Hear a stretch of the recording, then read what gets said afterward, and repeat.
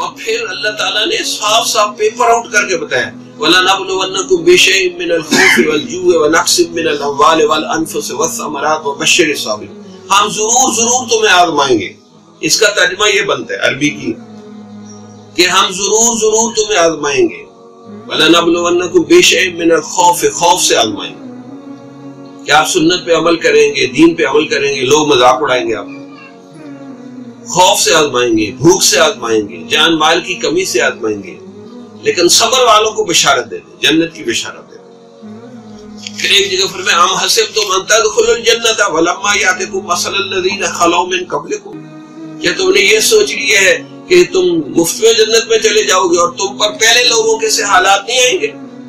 مستهم الباساء والضراء وزلزلوا حتى يقول الرسول والذین آمنوا معه متى نصر اللہ,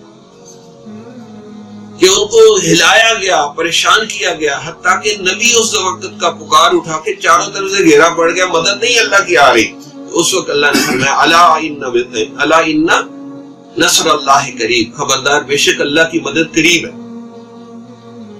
تو جب نبیوں کو آزمایا, صحابہ کو آزمایا, علماء کو سب کو آزمایا, اسی طرح سب لوگوں کو اللہ آزماتا ہے اور آزمانے ہی کے لیے اس دنیا میں بھیجا ہے, کوئی عیاشی یا سیر سپاٹے کے لیے نہیں بھیجا. تو بندوں کو یہ سوچنا چاہیے کہ میرا ایک ایک لمحہ آزمائش میں گزر رہا ہے اور اس میں بندہ پھر صبر و تحمل کے ساتھ رہے, اللہ کی رضا پہ راضی رہے اور اللہ کے ساتھ ایسے خصوصی تعلقات بنا لے کہ بندے کو سکون مل جائے. اس لیے حضرت عبداللہ ابن مسعود رضی اللہ عنہ فرماتے تھے قرآن کی سب سے جامع ترین آیت ہے, یعنی اس ایک آیت کو سمجھ کے عمل کر لے تو بیڑا پار ہو جائے.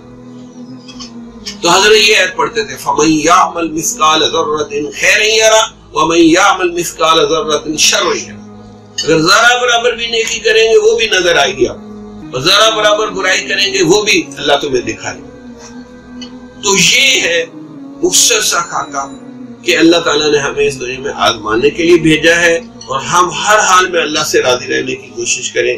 اگر کبھی ٹینشن, ڈپریشن, پریشانی آئی تو بھی رجوع اللہ کریں, بار بار رجوع اللہ کریں حتیٰ کہ رو پڑے اللہ کے, تو پھر رونے سے کام بنتے ہیں. جمال الوجود بذكر الإله وتصفو الحياة